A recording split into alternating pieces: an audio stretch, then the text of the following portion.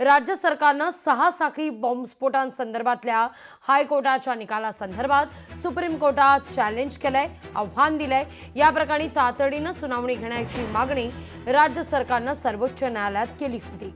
त्यानुसार सरन्यायाधीशांनी या मागणीला मंजुरी दिली आणि या प्रकरणावर आज सुनावणी होणार आहे। महाराष्ट्र एटीएसनं देखील हायकोर्टाच्या या निकालाला सर्वोच्च न्यायालयात आव्हान दिलंय। हायकोर्टानं दिलेल्या निकालामुळे या प्रकरणातील आरोपींना दिलासा मिळाला होता। मात्र राज्य सरकार आणि एटीएसनं या निकालावर तीव्र आक्षेप घेतलाय आणि या सुनावणीत सुप्रीम कोर्ट काय निर्णय देत आहे याकडे सगळ्यांच्याच नजर आहेत। भाग्यश्री,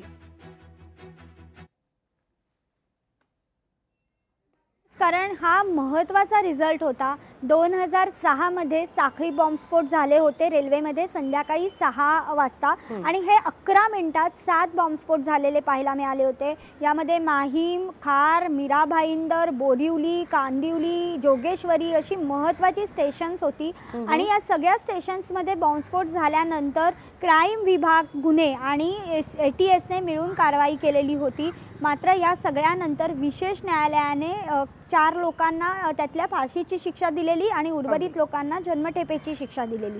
त्यामध्ये त्यावेळेला पोलिसांनी 30 जणांना जवळपास अटक केलेली होती। त्यातले अनेक जण फरार झाले होते, अनेक जण काही पुरावे नसल्याने विशेष न्यायालयाकडून सुटलेले होते आणि 4 लोकांना फाशी आणि काही लोकांना जन्मठेप सुनावल्यानंतर हे सगळे लोक उच्च न्यायालयात गेले। त्यांनी उच्च न्यायालयात धाव घेतली आणि उच्च न्यायालयाने या सगळ्या प्रकारावर आपण जर बघितलं तर सोमवारी एक निकाल दिला। या निकालामध्ये चक्क उच्च न्यायालयाने सांगितलं की पुरावे नाही आहेत, कुठलेही पुरावे या सक्षम पुरावे ठरत नाहीत आणि या सगळ्या धर्तीवर आम्ही जे दोषी आहेत त्यांना निर्दोष सिद्ध करतोय असं सांगितलं। एकच राज्यामध्ये खळबळ उडाली, कारण सगळ्यात महत्त्वाची घटना ज्याला अनेक साक्षी पुरावे आहेत, ज्यामध्ये अनेक लोकांनी या सगळ्या यातना भोगल्यात, अनेकांचे जीव गेले। जवळपास त्या बॉम्बस्फोटमध्ये 800च्या वर लोक जखमी होते आणि जवळपास 200 लोक मृत्यू पावले होते। या सगळ्या जखमा ज्या आहेत त्या ताज्या झाल्या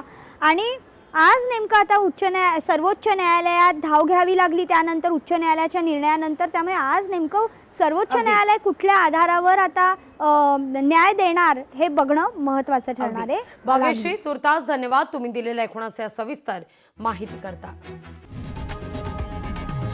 लोकशाही मराठी ऐका, पहा, जागरूक रहा।